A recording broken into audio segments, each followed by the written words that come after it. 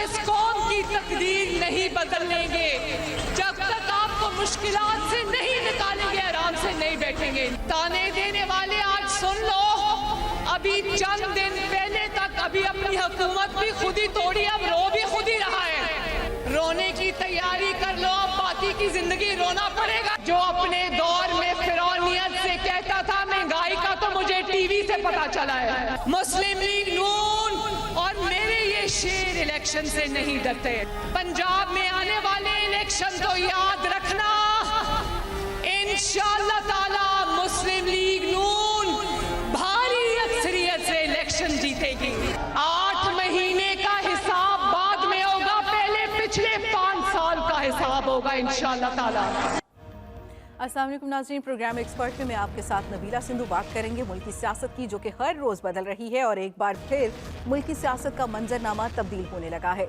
मुस्लिम league नून की senior नायब सदर और चीफ ऑर्गेनाइजर मरियम नवाज आज 3.5 माह बाद लंदन से वापस वतन पहुँच गई हैं। इलामा इकबाल इंटरनेशनल एयरपोर्ट लाहौर पर सीनियर लीगी रहनुमाओं और कारकुनों की बड़ी तादाद ने उनका शानदार इस्तकबाल किया। इस मौके पर मरियम नवाज ने कारकुनों से जारखाना खिताब किया, मुखालफिन को ललकारा और नवाज शरीफ की जल्द वापसी की खुशखबरी भी सुनाई। उन्होंने नौजवानों को पार्टी में लाकर नून लीग को मजबूत करने का आज़म किया और 1 फरवरी से सियासी सरगर्मियों का आगाज करने का ऐलान किया। मरियम नवाज ने दावा किया है कि मुस्लिम लीग नून मुल्क को मुआशी गर्दाब से निकालेगी। आने वाला वक्त मुस्लिम लीग नून का होगा और पंजाब में आइंदा इंतखाबात नून लीग भारी अक्सरियत से जीतेगी। हमारा सवाल ये है कि मरियम नवाज की 3.5 माह बाद लंदन से वापसी मरियम नवाज के लिए मुश्किल वक्त में पार्टी को मुतहरिक करना कितना बड़ा चैलेंज होगा। इससे पहले आज के पैनल का तारुफ करवा दूं। पैनल में शामिल होंगे मेरे साथ डॉक्टर जमील अहमद खान साहब, नसीम सिद्दीकी साहब, इस्माइल कासिम साहब और साथ हाजिर रहेगा रमीज़ अहमद खान साहब का। सबसे पहला सवाल ये कि मरियम नवाज सीनियर नायब सदर और चीफ ऑर्गेनाइजर के दो बड़े ओहदे इस वक्त रखती हैं। नून लीग मुश्किल वक्त में है, PDM की कोई खास कारकर्दगी भी नहीं है। पंजाब और KP में इलेक्शन होने जा रहे हैं। इस सारी सूरत हाल में नून लीग को मुतहरिक और मजबूत करना मरियम नवाज के लिए कितना बड़ा चैलेंज होगा। नसीम सिद्दीकी साहब, आपसे इसका आगाज़ करेंगे। कितना बड़ा चैलेंज है ये मरियम नवाज साहिबा के लिए? बिस्मिल्लाहिर्रहमानिर्रहीम, बहुत शुक्रिया। बहुत मुश्किल काम है, बहुत मुश्किल टारगेट है, क्योंकि अब वो हालात नहीं है जो पंजाब में पहले नून लीग के हालात होते थे। आपने देखा कि जो लास्ट ईयर जुलाई में ज़मनी इंतखाबात हुए उसमें PTI ने उनको लाहौर में भी शिकस्त दी। बात यह है कि मुस्लिम लीग नून के अंदर बहुत बड़े बड़े स्टॉलवर्ड्स मौजूद हैं। उनकी मौजूदगी में जब आप वही मोरूसी सियासत करते हुए अपने ख़ानदान के अंदर किसी को जिम्मेदारियां देंगे तो पार्टी के अंदर भी फूट पड़ती है। आपने देखा कि ख्वाजा साद रफ़ी के जिस किस्म के बयान आए और आने भी चाहिए थे, वो बड़े सीजन पॉलिटिशियन हैं, उन्होंने ग्रास रूट से वो ऊपर आए, उन्होंने जेलें काटी। मतलब जो एक रियल कारकुन होता है किसी जमात का, उनके अंदर तमाम खूबियाँ मौजूद हैं। उसके अलावा आपने देखा कि शायद खाकान अब्बासी के ऊपर जिस तरह नैब का केस ख़त्म नहीं हो रहा, बाकी सब के ऊपर ख़त्म हो गया, तो आपको पार्टी के अंदर रिफ्ट नज़र आ रही है। और जो असल आपका सवाल है, मरियम नवाज शरीफ के लिए बहुत मुश्किलात होंगी, क्योंकि इस वक्त PDM की हुकूमत मौजूद है और महंगाई का जो तूफ़ान आया हुआ है उससे कौम तंग है। कौम नहीं जानती कि उन्होंने किसने क्या किया, वो चाहते हैं कि आप उनको रिलीफ दें। आप देखें रोटी 25 रुपए की हो गई है, पेट्रोल महंगे से महंगा होता चला जा रहा है, बेरोज़गारी बढ़ती चली जा रही है, फैक्ट्रीज बंद हो गई हैं। तो इस बेरोज़गारी की हालत में, इस महंगाई की हालत में दोबारा से अपनी पार्टी को यकजा करना बड़ा मुश्किल होगा। नवाज शरीफ साहब एक बड़े पाए के लीडर रहे हैं, उन्होंने 3 दफ़ा वज़ारत आज़मा भी देखी है। वो जब थे अपने ब्लूम के ऊपर तो वाकई पंजाब के अंदर बहुत उनका जोर था, लेकिन अब वो जोर नहीं रहा। आपको पता है कि हर चीज़ की एक तबई उम्र होती है।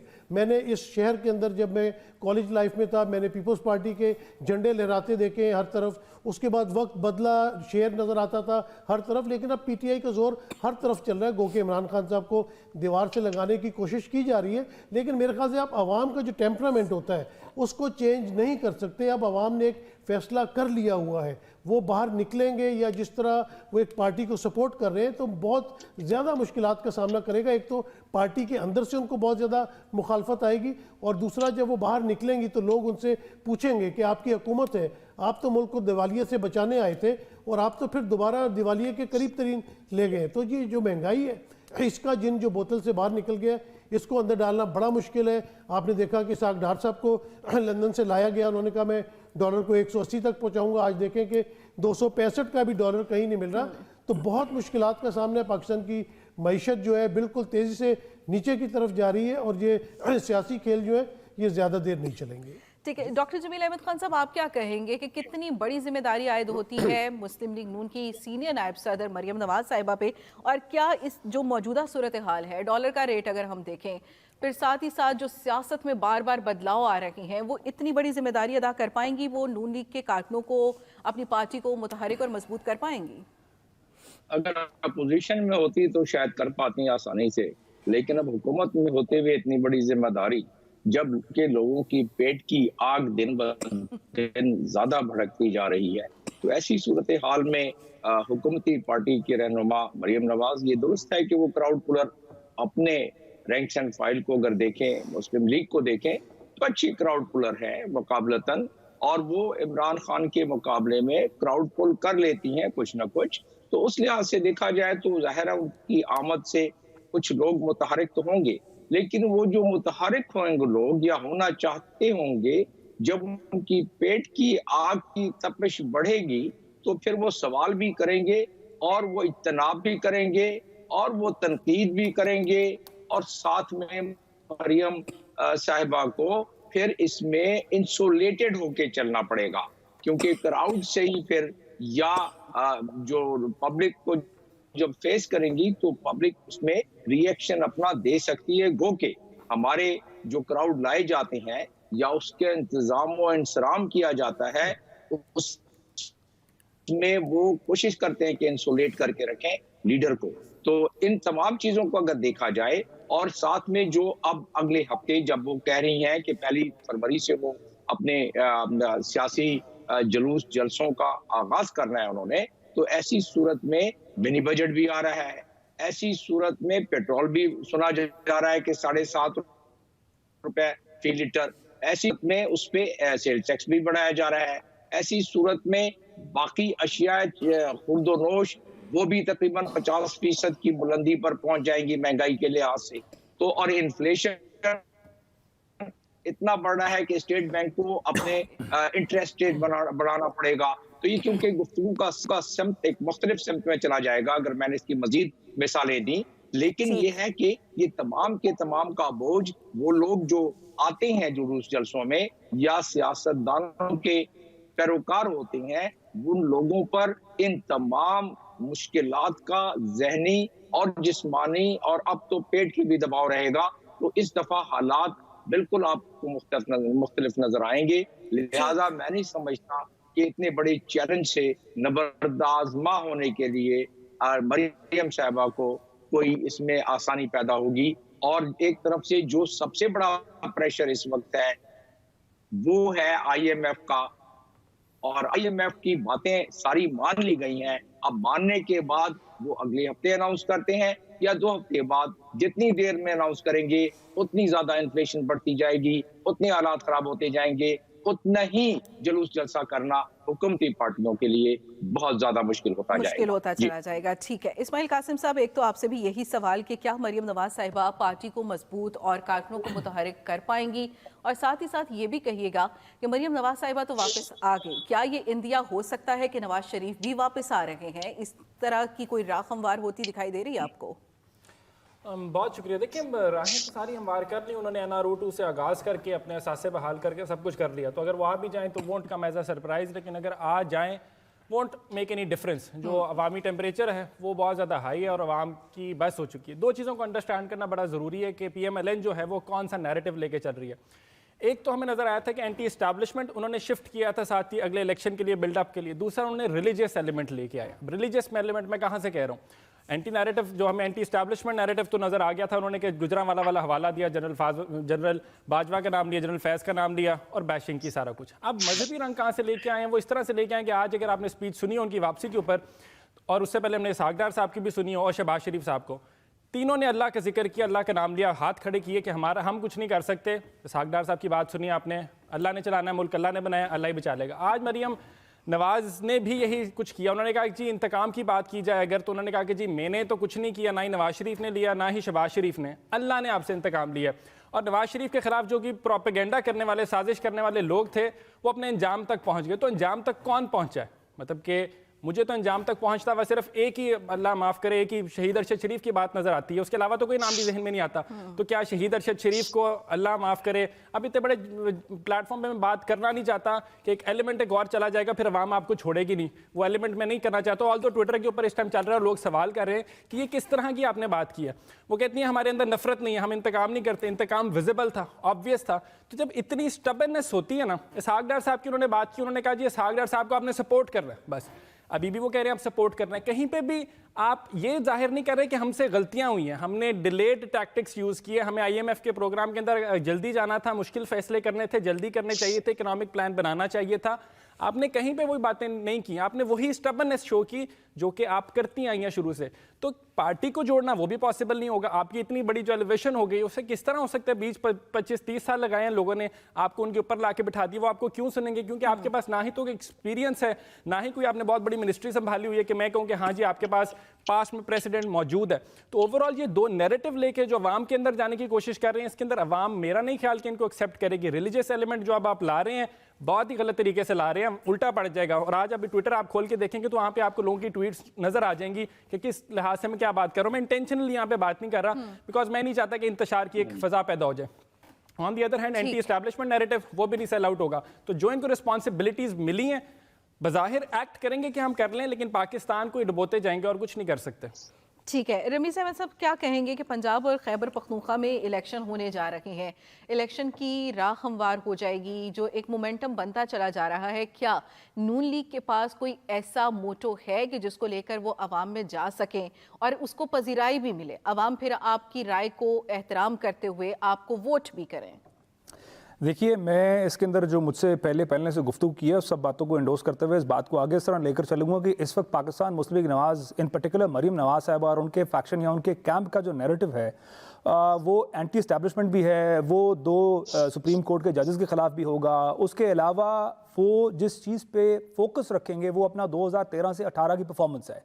They try and sell it कि जी आपने देखा हमारी तब जीडीपी क्या थी, हमारे रेमिटेंसेस क्या थी, हमारी प्रोग्रेशन क्या थी, वो उसी को बार बार उसी डिस्कस करते रहेंगे ताकि लोगों को ये बावर कराया जाए कि ये मियां नवाज शरीफ साहब की जो लीडरशिप है उसके अंदर ये पाकिस्तान की तरक्की पहले भी मुमकिन थी और आगे भी मुमकिन हो सकेगी। क्योंकि देखिए, हमें इस चीज़ को जहन में रखना चाहिए कि पाकिस्तान मुस्लिम लीग नवाज ने इस वक्त मियां नवाज शरीफ साहब की वापसी के लिए राह हमवार करनी है और इस पूरी सिचुएशन के अंदर सबसे बड़ी कैजुअलिटी शायद हो सकता है हमारे इस वक्त सिटिंग प्राइम मिनिस्टर बन जाएं। क्योंकि अगर आपको याद हो 2017 या ये जब पाकिस्तान मुस्लिम लीग नवाज के प्रेसिडेंट मियां नवाज शरीफ साहब की हुकूमत गई थी, तो उसके बाद जो शायद खाकान अब्बासी साहब की हुकूमत आई थी उसको भी जो PMLN की हुकूमत ने उसकी परफॉर्मेंस को ऑन नहीं किया था। उसके बाद ये बात बारहा कही गई थी कि अगर हमारी हुकूमत को इस तरह हटाया ना जाता तो पाकिस्तान की परफॉर्मेंस के फिगर्स कुछ और होते। बावजूद इसके कि प्राइम मिनिस्टर भी उनका था, कैबिनेट भी उनकी थी और मिनिस्टर्स भी मोरलेस वही थे।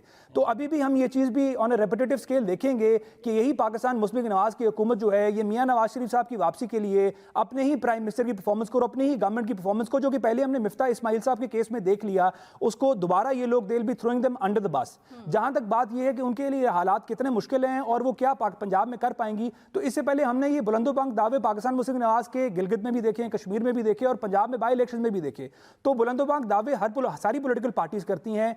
पाकिस्तान मुस्लिम लीग नवाज में मरीम नवाज साहबा का जो खासा है वो ये है कि वो पाकिस्तान मुस्लिम लीग नवाज के वोटर्स सपोर्टर्स की हद तक तो क्राउड पुलर जरूर हैं, लेकिन जहां तक बात यह है कि क्या वो स्विंग वोट पुल इन कर पाएंगी, तो मेरे ख्याल उसके लिए हमारे सारे पैनलिस्ट ऑलरेडी इस बात को इटरेट कर चुके हैं कि जो हमारे मुल्क के माशी हालात हैं वो अभी हालात वैसे कंड्यूसिव नहीं है। लेकिन जहां तक हालात कंड्यूसिव होने का एनवायरमेंट है, तो अगर आप याद करें तो मरीम साहिबा तब गई थी जब एक बड़ी इंपॉर्टेंट पाकिस्तान के अंदर अपॉइंटमेंट होनी थी। उससे तकरीबन 1 महीना पहले मरीम साहिबा हमारे सीन से आउट हो गई और अब जब वापस वो पंजाब में आ रही हैं तो एक ऐसी हुकूमत, एक ऐसा केयर टेकर सेटअप बैठा है जिसपे पाकिस्तान तहरीक इंसाफ के बेतहाशा रिजर्वेशंस हैं। तो जहां तक बात कंड्यूसिव एनवायरनमेंट की है तो वैसे तो पॉलिटिकली एनवायरनमेंट बहुत कंड्यूसिव है, लेकिन जो उनकी अपनी परफॉर्मेंस के बाद जो इकोनॉमिक एनवायरनमेंट है वो उनके लिए फेवरेबल नहीं है। ठीक है डॉक्टर साहब, आपसे एक ज़िमनी सवाल है कि मरियम नवाज साहिबा तो वापस आ गई हैं और वो ये भी कह रही हैं कि पंजाब और KP इलेक्शन से पहले नवाज शरीफ भी वापस आ जाएंगे। आपको लगता है कि वो वापस आ जाएंगे? कब तक आमद मुतवक्के हो सकती है उनकी? नहीं, ग्राउंड तो अभी हम बाहर हो गई है ना, क्योंकि अब जो असल तो स्टम्बलिंग ब्लॉक था that has been removed from Punjab. So once he lands in Punjab, he should not be facing that much of problem because जितने भी पहले भी अगर इसकी मिसाल लें तो बहुत सारे केसेस पहले ही वो खत्म हो गए हैं, और केसेस खत्म कराना कोई मुश्किल काम तो नहीं है, इसलिए कि प्रोसिक्यूशन उसमें थोड़ा सा ढीला हाथ रखती है, केसेस खत्म हो जाते हैं। तो उस लिहाज से मैं समझता हूँ कि एनवायरनमेंट बन गया है, और नवाज शरीफ को क्योंकि पार्टी की तरफ से भी बॉटम अप प्रेशर काफी हो रहा है इसमें कि नवाज शरीफ को यहाँ आना चाहिए, और पार्टी के हालात पंजाब और खैबर पख्तूनख्वा के इलेक्शन अनाउंस हो जाते हैं तो इस इलेक्शन कैंपेन में नजर आएंगे वो जब इधर आते हैं तो उनके इलेक्शन कैंपेन में हिस्सा न लेना वो नामुमकिन सी बात है, उनको हिस्सा लेना पड़ेगा, और वो आएंगे इसीलिए, उसके बगैर उनके आने का कोई मकसद कोई हासिल नहीं होता है। लिहाजा जो सामने बात नजर आ रही है, तो इस वक्त हमारे सामने गुफ्तगू नजर आ रही है, और जो शवाहिद नजर आ रहे हैं और जो पैटर्न नजर आ रहा है इस गवर्नमेंट का, पीडीएम का, उससे महसूस होता है कि उन्होंने अपने ग्राउंड्स क्लियर कर लिए हैं, और वो नवाज शरीफ को लाने का पूरा बंदोबस्त हो चुका है, और ये एक सीन है मरीम नवाज का पहला। ठीक है, एक्सपर्ट का आप जान चुके हैं। ब्रेक लेंगे और ब्रेक के बाद हम बात करेंगे कि हुकूमत और पीटीआई के दरमियान मईशत पर भरपूर सियासी मुकाबला जारी है। पीडीएम हुकूमत मौशी तबाही की जिम्मेदारी कब तक पीटीआई पर डालती रहेगी, इस पर बात करेंगे इस ब्रेक के बाद, साथ रहिएगा। इमरान न्याई साहब, आपको मैं कुछ शीशा दिखाऊं आपको कि आपको हुकूमत कहां मिली थी और आपने हुकूमत कहां छोड़ी। आपने 50% तबाही कर दी। दुनिया की 24वीं मईशत को 47वीं, ये शर्मनाक है। ये IMF का मुआहदा हमने तो नहीं किया था, ये आपने किया था। आप या तो लाइव मुज़ाकरा कर लें और आप ले आए अपने सारे नंबर, साथ इकोनॉमिक सर्वे भी रख लें, स्टेट बैंक के डॉक्यूमेंट्स भी रख लें। इमरान खान तो बहुत दूर की बात है भाई, वो प्राइम मिनिस्टर था।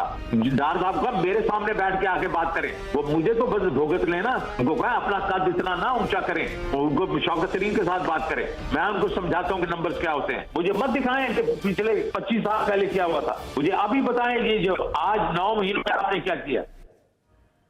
तो जनाब, रुपए की पसपाई का सिलसिला तो जारी है। डॉलर की बात की जाए तो वो तारीखी उड़ान भर रहा है, खजाना खाली है। IMF की आमद है और डू मोर के मुतालबे जोर पकड़ रहे हैं। महंगाई 33% से भी ऊपर जा चुकी है। अवाम खुदकुशियों पे मजबूर हो गए, मगर हुकूमत और तहरीक इंसाफ मुआशी तबाही की जिम्मेदारी एक दूसरे पर डालने में मसरूफ हैं और भरपूर सियासत कर रहे हैं। इमरान खान ये खदशा जाहिर कर रहे हैं कि पीडीएम ने 10 माह में मईशत को तबाही के धाने पर ला खड़ा कर दिया। अब तबाह हाल मईशत कौमी सलामती के लिए खतरा बन गई है। लेकिन वफाकी वजीर खजाना इसहाक डार साहब ने इमरान खान के दावों और खदशात को मुस्तरद करते हुए माशी बदहाली का जिम्मेदार तहरीक इंसाफ को करार दे दिया और इमरान खान को माशी आदाद शुमार पर बराह रास्त मुनाजरे का चैलेंज भी दे दिया।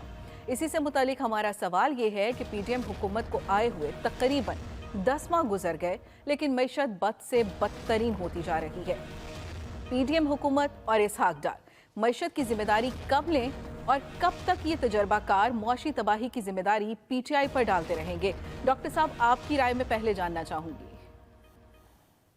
देखिए, ये ब्लेम गेम का जो सिलसिला शुरू हुआ है, ये सिलसिला ना खत्म होने वाला है। ये सिलसिला इस कौम और मुल्क को और नुकसान पहुंचाने वाला है। में कहीं भी किसी भी मैनेजमेंट में किसी भी दुनिया को चलाने के लिए ऐसा नहीं होता है कि जो नया लीडर आए या नया CEO आए वो ये राग अलापता रहे कि जी सब खराबी मुझसे पहले थी। अब 9 महीने यकीनन एक अरसा होता है और 9 महीने में कोई डायरेक्शन मिलनी चाहिए थी। मैं जाती तौर पर आपके नाज़रीन को बता सकता हूं कि इस वक्त हुकूमत के पास अगले आने वाले हफ्ते में डॉलर कहां से आएंगे कोई पता नहीं है। ये सिर्फ इस उम्मीद पर है कि IMF के ट्रांचे आए, उसके बाद बाकी फ्लो शुरू हो जाए, कमर्शियल बैंक से भी लोन मिल जाए, सऊदी अरब भी दे दे, UAE भी दे दे, बाकी डोनर्स जो हमारी लैंडिंग एजेंसीज हैं वो देना शुरू कर दे। ये नहीं उन्होंने सोचा कि और भी इसके जराए हैं। मैंने अपने आर्टिकल में भी लिखा कि 4 जराए ऐसे हैं कि जिसके जरिए आप अपने मुल्क में इस अगले 3 दिनों से अपने डॉलर लाना शुरू कर सकते हैं, और वो नहीं कर रहे हैं। और ये अपनी कंफ्यूजन में ब्लेम गेम में ये फंसे हुए हैं। और वो हैं क्या, मैं खुद जाती तौर पे मैंने तजर्बा किया है और मैंने देखा है कि हमारे ये जो मुहिब्बे वतन पाकिस्तानी ओवरसीज, ठीक है वो दिल बर्दाश्त है, ठीक है कि वो खुश नहीं है, ठीक है कि वो पैसे नहीं भेज रहे हैं, लेकिन आपकी पॉलिसी ऐसी है कि अगर आप पॉलिसी थोड़ी सी बेहतर करें तो यही लोग अपनी तरसीलात ज्यादा बेहतर तरीके से कर सकेंगे। उसमें आपने थोड़ी सी पजीराई करनी होगी, सनदें देना होंगी, उनको कुछ पैरिटी लोन देना होगा, उनको आपने कुछ प्रोडक्ट्स ऑफर करने होंगे। मैंने स्टेट बैंक के जो मौजूदा इस वक्त के गवर्नर हैं उनसे भी डिस्कशन कुछ अर्सा पहले हुई थी, वो भी कह रहे थे कि हम कंसीडर करेंगे। अभी तक सिर्फ ब्लैकआउट है, कोई ऐसी बात नहीं हुई है। लिहाजा इसका कंक्लूजन इस मुल्क और कौम के सामने ये है कि 9 साल में ऐसी कोई तो डायरेक्शन, कोई तो समत लेते। ठीक है, ये दुरुस्त है कि कर्जे बतदरीज बढ़ते गए और पिछली गवर्नमेंट में भी कर्जे कोई 48 बिलियन डॉलर बढ़ गए। जब भंवर में कश्ती फंसती है तो चीजें तनज़्ज़ुली की तरफ बहुत तेजी से जाती हैं। जो आप आज देख रही हैं तनज़्ज़ुली, जो आज आपने इन्फ्लेशन का बताया, जो आज आपकी इंटरेस्ट रेट है 17%, वो आप देखेंगी कि ये तनज़्ज़ुली अगर इन्होंने यहाँ नहीं रोकी, जिसके कि कुछ क्विक फिक्स तरीके हैं और वो तरीके इन्होंने अपनाए नहीं, तो उसमें ये तनज़्ज़ुली जब तेजी से बढ़ेगी तो यही इन्फ्लेशन जो इस वक्त लिखा जा रहा है और तज्जिया किया जा रहा है, ये 50% तक पहुंच जाएगा। महंगाई 50 से आगे भी पहुंच सकती है। तो इनको अपने कदम पे खड़ा होना होगा। कुछ अपने आप पर को सामने रख के सियासी ब्लेम गेम से हटकर थोड़ी सी अवाम के लिए काम करने के लिए अगर इन्होंने एक सिलसिला कोशिश नहीं की तो फिर ये सारे इसी कश्ती में डूब जाएंगे और बेगुनाह अवाम तो पहले से ही डूब रही है। जी ठीक है नसीम सिद्दीकी साहब, मईशत की सूरत हाल आपके सामने है और बयान जो है वो भी सामने आ ही रहे हैं जिस तरह से, लेकिन साथ ही साथ हम देखें कि कल मुनाजरे का चैलेंज भी दे दिया इसहाक डार ने इमरान खान को। आपको क्या लगता है कि इमरान खान इस मुनाजरे के चैलेंज को कबूल करेंगे? इन दोनों के दरमियान कहीं पे कोई मईशत के बारे में मुनाजरा होगा? इमरान खान साहब कबूल करते हैं, ये शौकत तरीन उसका जवाब देते हैं। जिस तरह इसहाक डार साहब ने कहा कि हम आपको आईना दिखाते हैं इमरान खान साहब, मैं भी थोड़ा सा आईना दिखाता हूँ जो आवाम की तरफ से, मेरी तरफ से नहीं है। हम चले जाते हैं पीटीआई के दौर में। इन्होंने कहा कि पाकिस्तान के उस वक्त क्या हालात हुए। आपको ये नहीं पता कि पीटीआई के दौर में कोविड आया था जिसने पूरी दुनिया को हिला के रख दिया है। उस ज़माने में वर्ल्ड बैंक और बाकी एजेंसीज का क्या कहना था कि पाकिस्तान की मईशत बड़ी बेहतरी से चली है। उस वक्त जो लॉकडाउन थे, स्मार्ट लॉकडाउन किए गए, जिसकी वजह से इंडस्ट्री चलती रही और पाकिस्तान की एक्सपोर्ट जो है वो बेहतरीन हुई। अच्छा, उस दौर में हमें एहसास प्रोग्राम के ज़रिए गरीबों को पैसे मिल रहे थे, नौजवानों को कर्जे मिल रहे थे, रेमिटेंसेस अपनी हाइट पे थी, टैक्स कलेक्शन बेहतरीन हो रही थी, एक्सपोर्ट्स बेहतरीन हो रही थी, फैक्ट्री चल रही थी, लोग बरसरे रोज़गार थे। आपने आके कहा कि कौम दिवालिया के करीब पीटीआई की गवर्नमेंट लेके जा रही है, चले मान लेते हैं। अगर उस वक्त पेट्रोल $180 का था, 235 का पेट्रोल था, आपने आके ग्रेजुअली उसको कम किया। आपके आने से तो वो तमाम चीज़ें बढ़ना शुरू कर दी। डॉलर इस वक्त मार्केट में नहीं मिल रहा, एक्सपोर्टर परेशान है, इंपोर्टर परेशान है, फैक्ट्री वाले परेशान है, बेरोज़गारी बढ़ती चली जा रही। ये चीज़ें तो हम अपनी आंखों से देख रहे हैं। हम तज्जिया निगार बैठे, कोई भी तज्जिया निगार देख ले, मेरे साथ दोस्त बैठे, सब इस बात की गवाही देंगे कि पाकिस्तान तो डाउन दी ड्रेन जा रहा है। अब आपने किस लिए, आपने कहा हमने अपनी सियासत को रियासत के ऊपर कुर्बान किया। भाई रियासत कहाँ जा रही है? और आज भी वही पॉलिटिकल विक्टिमाइजेशन। आपने देखा कि फवाद चौधरी इतने बड़े लीडर हैं, उनके ऊपर आप चादर डाल के, यानी कि अपनी जो इंतकाम की आग है उसको अंदर से वो नहीं बुझ रही है। पाकिस्तान की मईशत डूबती जा रही है, लेकिन आपने रिमांड लेना है, आपने उनको चादर डाल के लानी है। फिर आपने अपना जो फर्रुख हबीब है, सब ने देखा कि उन्होंने जो है पुलिस को रोकने की कोशिश की। उनको नहीं ऐसा करना चाहिए था। कार्य सरकार में मुदाखलत इस पर आगे बात करेंगे नसीम साहब जी।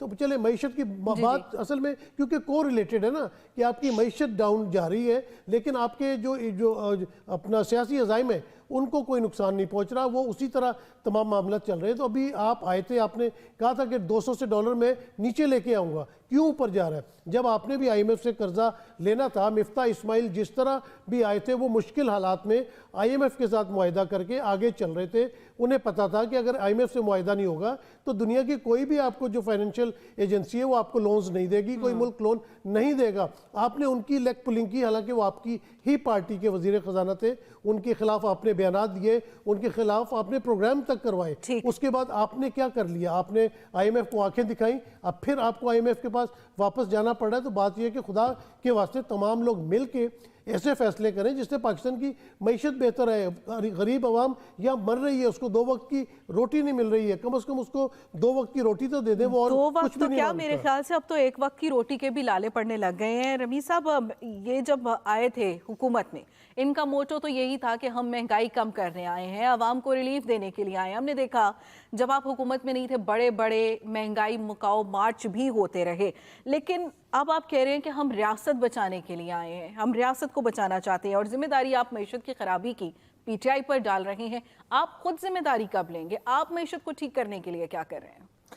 देखिए जी, आगाज़ से अगर इस हुकूमत की पॉलिसी देखी जाए तो पहले 2-3 महीने तो ये हुकूमत को क्लैरिटी नहीं थी कि ये रजीम चेंज का अंजाम क्या होगा, क्या वो फौरी तौर पे इलेक्शंस के लिए जाएंगे कि हुकूमत को कंटिन्यू करेंगे। लेकिन बहरहाल 2-3 महीने बाद इस हुकूमत ने फैसला किया कि ये हूटर की गाड़ियाँ और ये शबशबा उनको अच्छा लग रहा है, और उसके बाद उन्होंने इस सिस्टम को कंटिन्यू किया ताकि इस सिस्टम को कंटिन्यू करके पीटीआई को भी फिक्स किया जाए और अपना जो पॉलिटिकल कैपिटल रोड हुआ है उसको भी वापस रिकैप्चर किया जाए। उसके बाद जब मिफ्ता साहब इस गुम की कैफियत में थे कि उन्होंने आईएमएफ के पास जाना है या नहीं जाना, इसका पाकिस्तान तहरीक इंसाफ से तो कोई ताल्लुक नहीं है। पाकिस्तान तहरीक इंसाफ ने तो कतई तौर पे इनको कहीं नहीं रोका था कि आप फौरी तौर पे फैसले ना करें और फौरी तौर पे जो आईएमएफ की कंडीशंस हैं उनको एग्जीक्यूट ना करें। इसके बाद जो रशिया वाले मामले के हमने देखा ये बैक एंड फोर्थ गए, पहले पाकिस्तान तहरीक इंसाफ को उस पर क्रिटिसाइज करते रहे और बाद में उन्हीं की पॉलिसी लोग टो कर रहे हैं। तो दर हकीकत मामला ये है कि इनकी शुरू से कोई पॉलिसी नहीं थी, इनको भी पता था कि आईएमएफ ने जो कंडीशंस रखी हैं उसको एग्जीक्यूट करके बहुत नुकसान पॉलिटिकली इनको होगा। वो नुकसान से बचने के लिए हर तरफ भागे हैं ताकि वो नुकसान किसी तरह से अवॉइड कर सकें और किसी तरह से अगली हुकूमत तक या अगले इलेक्शन तक बात को पोस्टपोन किया जा सके।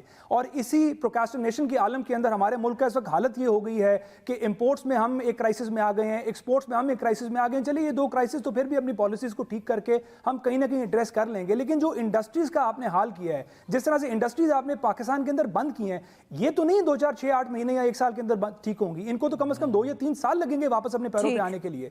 तो जो नुकसान ये लोग पाकिस्तान का कर गए हैं, इसमें पाकिस्तान तहरीके इंसाफ का बहरहाल जो पिछले 9 महीने की कारकर्दगी है उसमें कोई ताल्लुक नहीं है। किसी ने नहीं इनको रोका था कि ये डॉलर में ब्लैक मार्केट में और ओपन मार्केट की जो पैरिटी इसको खत्म ना करें। 30 रुपए, दुहाई खुदा की, अगर एक बंदे ने 1,000 डॉलर पाकिस्तान मंगाने तो उसको 30,000 का नुकसान था। कौन ऐसा पाकिस्तानी है जो बाहर से अपने 3 या 4,000 डॉलर पाकिस्तान भेज के अपने 1 लाख रुपए का नुकसान कराएगा? ब्लैक चैनल का इन्होंने खुद प्रमोट किया। इसके बाद मार्केट्स को कंट्रोल ये लोग नहीं कर सके, इन्फ्लेशन कंट्रोल ये लोग नहीं कर सके। पासिंग द बक वाली गेम तो हम पिछले 70 साल से देख रहे हैं। हर आने वाली हुकूमत पिछली हुकूमत पे इल्जाम लगाती है, जिम्मेदारी ना तो ये लोग ले रहे हैं, ना इनके पास आज दिन तक कोई पॉलिसी मौजूद है। ठीक है, लेकिन इस्माइल कासिम साहब, अगर हम देखें तो आप तो तजर्बाकार थे, इससे पहले भी इस तरह के हालात आप कहते हैं कि हम देख चुके, हमने मईशत को बड़ी बड़ी मुश्किल हालात में संभाला। अब ऐसा क्या हो गया कि मईशत आपसे संभाली नहीं जा रही?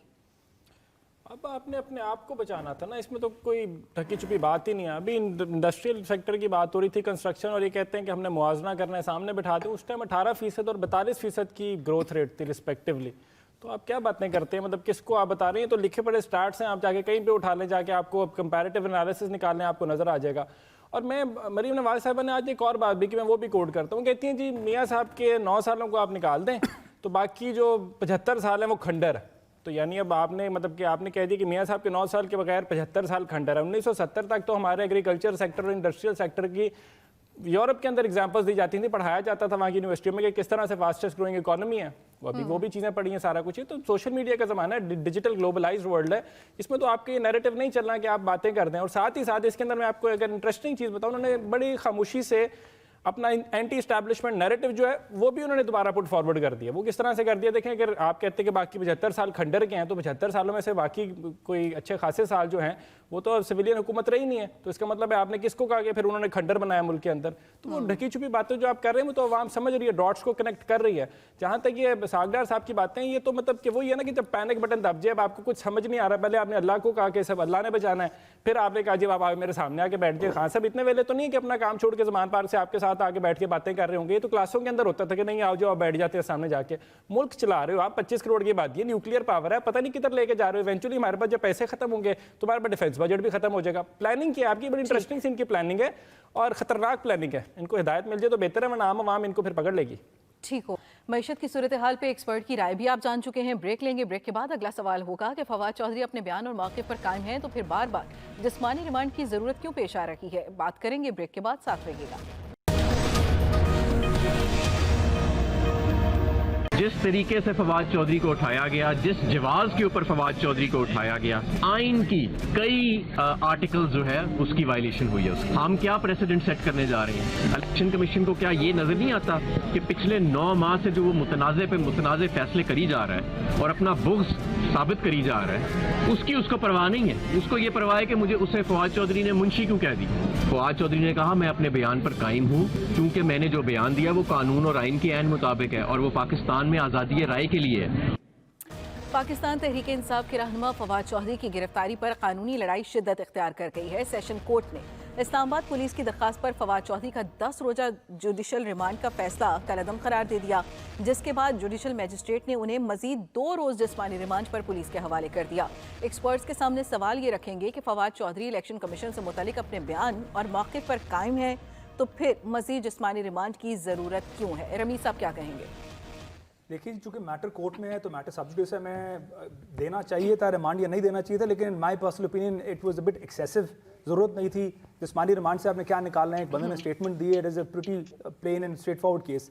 लेकिन जहाँ तक बात ये कंटेम्प्ट की है तो मैं उस पर ज़रूर कुछ कहना चाहूँगा। मेरा ख्याल है ये इदारों को इतना कंटेम्प्ट वाली चीज़ों को इतना विलिंगली अप्लाई नहीं करना चाहिए। थोड़ा क्रिटिसिज्म उनको भी ले लेना चाहिए, और क्रिटिसिज्म इसलिए लेना चाहिए क्योंकि उनके भी जो मामलात हैं वो भी खासे क्वेश्चनेबल हैं। अगर इस तरह से वो लोगों को, किसी को आप आज़ादी सहाफ़त की इजाज़त न दें, किसी को आज़ादी राय की इजाज़त नहीं, तो दैट इज़ प्रीटी अनफेयर। कहीं पे कंटेम्प्ट ऑफ कोर्ट का मामला आ जाता है, कहीं पे 5th जनरेशन वॉरफेयर का मामला आ जाता है। तो मेरे ख्याल इससे हमें आगे बढ़ना चाहिए और लोगों की क्रिटिसिज्म को खंदा पेशानी से लेना चाहिए, और अगर उसके अंदर कुछ जेन्युइन फ्लॉज हमारे अंदर निकलते हैं तो उसको फिर हमें रूट आउट भी करना चाहिए। ठीक है डॉक्टर साहब, पुलिस को जिस्मानी रिमांड की जरूरत क्यों पेश आ रही है? क्यों बार बार इस्तदा की जा रही है? नहीं, जाहिरन और बादिन नजर में तो कोई नजर नहीं आ रही है बात कि रिमांड किस चीज के लिए। रिमांड तो होता है कि अगर कोई आला कत्ल हो, कोई और ऐसी कंप्यूटर हो जिसमें कि बहुत सारा मवाद हो और केस से वो मुंसलिक हो, तो उसकी रिकवरी के लिए होता है। और वरना तो अगर चीजें स्ट्रेट फॉरवर्ड हैं और वो मान रहे हैं अपनी बातें, तो उसमें बज़ाहिर कोई चीज, लेकिन बात इसके पर्दा कुछ और चीज है, और वो ये है कि हर दौर में आप मुझे बताएं कि पिछले कई दहाइयों से ये जो सिलसिला वेंजेंस का चल रहा है, ये बहुत अरसे से चल रहा है। वो अपने अपने स्कोर सेटल कर रहे होते हैं और केसेस रजिस्टर किए जाती हैं। कोई मेरिट पर नहीं किया जा सकता है, इंसाफ सही नहीं मिलता है, और इसीलिए कहा जाता है कि खता किसी से हो सरजद, सजा किसी को मिले, और मरीज जब्र हो कोई दवा किसी को मिले। अजीब रंगे जहां है, अजब निजामे हयात, तलाशे हक हो किसी को, खुदा किसी को मिले। तो यहाँ ये इंसाफ का ये मामला।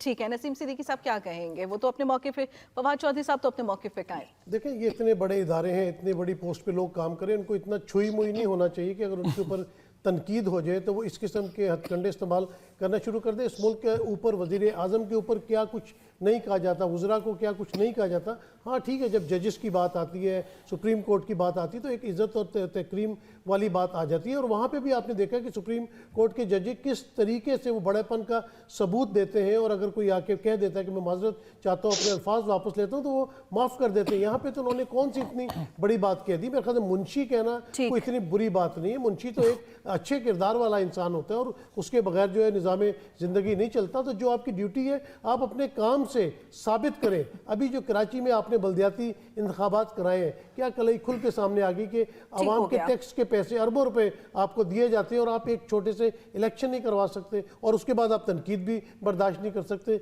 ये तो हद है ना। फिर ठीक हो गया इस्माइल साहब? कुछ भी नहीं, मतलब नो कमेंट्स ऑन इट।